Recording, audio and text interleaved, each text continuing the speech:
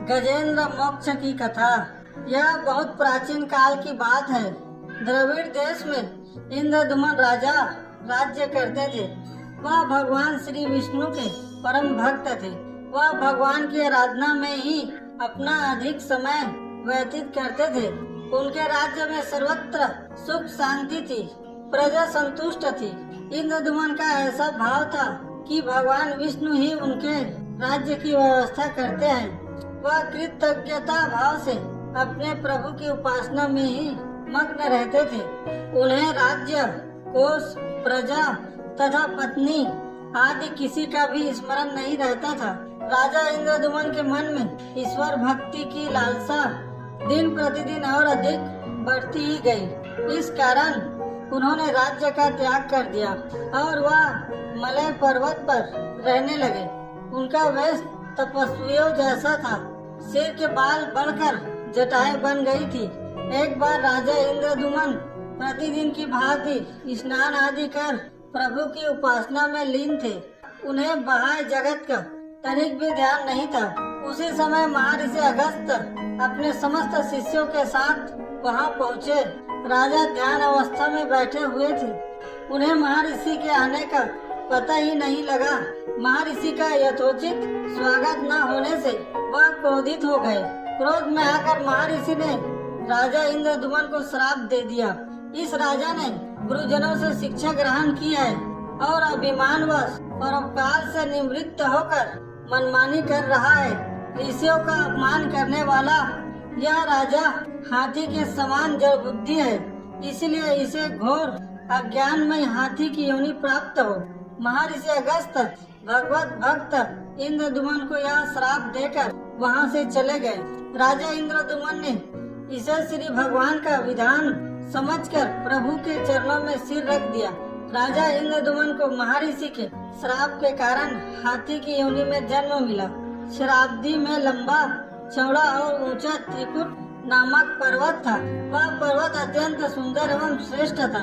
उस पर्वत राज त्रिकुट की तराई में भगवान वरुण का ऋतुमान नामक जल क्रीड़ा करने का सरोवर था।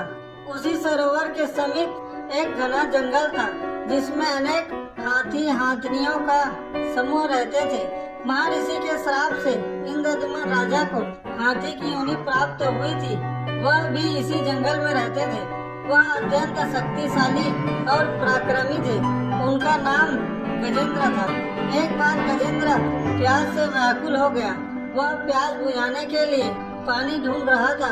ऋतुमान सरोवर में अनेक कमल पुष्प खिले हुए थे। उन कमल पुष्पों की सुगंध चारों ओर फैल रही थी। अपनी ओर आती हुई कमल की गंध से गजेंद्र अपने साथियों सहित उस विशाल सरोवर के तट पर जा पहुंचा। गजेंद्र ने उस सरोवर के निर्मल, शीतल और मीठे जल को पीकर अपनी प्यास बुझाई। उस जल में स्नान कर अपनी थकान दूर की। उसके बाद गजेंद्र ने अपने साथियों के साथ जल क्रीड़ा आरंभ की। जल क्रीड़ा करते करते अचानक गजेंद्र ने सूंड उठाकर चित्कार की। एक मगर ने उसका पैर पकड़ लिया था। गजेंद्र ने अपना पैर छुड़ाने के लिए पूरी शक्ति लगाई, परंतु पैर नहीं छूटा। अपने स्वामी गजेंद्र को आहत देखकर उसके साथी अत्यंत व्याकुल हो गए। वह सूंड उठाकर चिंगारने और गजेंद्र को बचाने के लिए सरोवर के भीतर बाहर दौड़ने लगे। उन्होंने पूरे प्रयास किए, परंतु वे सफल नहीं हुए। सरोवर में जिस मगर ने गजेंद्र का पैर पकड़ा था, वह भी हुहू नाम का एक शापित गंधर्व था। महर्षि देवल के श्राप से वह मगर बन गए थे। वह भी अत्यंत पराक्रमी थे। संघर्ष चलता रहा। गजेंद्र स्वयं को जल से बाहर खींचता और मगर गजेंद्र को जल में ही भीतर खींचता। मगर की शक्ति जल में दुगनी हो जाती है। सरोवर का निर्मल जल गजेंद्र के रक्त से लाल हो गया। गजेंद्र और मगर का संघर्ष लंबे समय तक चलता रहा। अंत में गजेंद्र का शरीर शिथिल हो गया।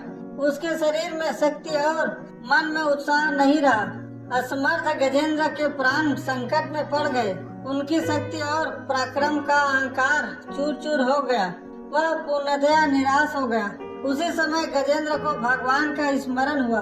पूर्व जन्म में गजेंद्र द्वारा की गई भगवान विष्णु की भक्ति का स्मरण हुआ और उन्होंने निश्चय किया कि अब वे काल के भय से चराचर प्राणियों की रक्षा करने वाले भगवान श्री विष्णु की शरण में जाता हूँ। इस निश्चय के साथ गजेंद्र ने अपने मन को एकाग्र कर पूर्व जन्म में सीखे श्रेष्ठ स्त्रोतों द्वारा परम प्रभु की स्तुति की। गजेंद्र की स्तुति सुनकर सर्वव्यापी भगवान श्री विष्णु प्रसन्न हो गए। गजेंद्र की पीड़ा को देखकर भगवान विष्णु गरुड़ पर आरूढ़ हुए और ऋतुमान सरोवर के तट पर प्रकट हुए। जब जीवन से निराश तथा पीड़ा से छटपटाते गजेंद्र ने अपने समक्ष हाथ में चक्र लिए गरुड़ पर बैठे भगवान विष्णु को तीव्रता से अपनी ओर आते देखा तो उसने कमल का एक सुंदर पुष्प अपनी सूंड में ऊपर उठाया और बड़े कष्ट से कहा, हे नारायण, हे जगत गुरु भगवान, आपको मेरा नमस्कार है। गजेंद्र को अत्यंत पीड़ा देखकर भगवान विष्णु ने गजेंद्र के साथ मगर को भी सरोवर से बाहर खींच लिया और तुरंत ही अपने सुदर्शन चक्र से मगर का मुंह फाड़कर गजेंद्र को मुक्त कर दिया। सभी देवी देवताओं ने श्री विष्णु की प्रशंसा करते हुए उन पर पुष्प वृष्टि करने लगे, उनका गुणगान करने लगे। मगर के रूप से साप मुक्त होकर भू गंधर्व ने प्रभु की प्रदक्षिणा की और श्री विष्णु के चरणों में सिर रखकर प्रणाम किया और वह गंधर्व लोग चले गए। भगवान श्री विष्णु ने गजेंद्र का उद्धार कर उसे अपना सेवक बना लिया। गजेंद्र की स्तुति से प्रसन्न हुए भगवान श्री विष्णु ने कहा, प्रिय गजेंद्र, जो लोग ब्रह्म मुहूर्त में उठकर तुम्हारे द्वारा की हुई स्तुति से मेरा नित्य स्मरण करेगा, उन्हें मैं मृत्यु के समय निर्मल बुद्धि प्रदान करूंगा। इतना कहकर भगवान श्री विष्णु ने पार्षद रूप में गजेंद्र को साथ लिए और गरुड़ पर बैठकर अपने दिव्य धाम को चले गए। अगर यह वीडियो आपको पसंद आया हो तो प्लीज चैनल को सब्सक्राइब कीजिए। हम इसी तरह पौराणिक व शिक्षाप्रद कहानी लेकर आते हैं। धन्यवाद।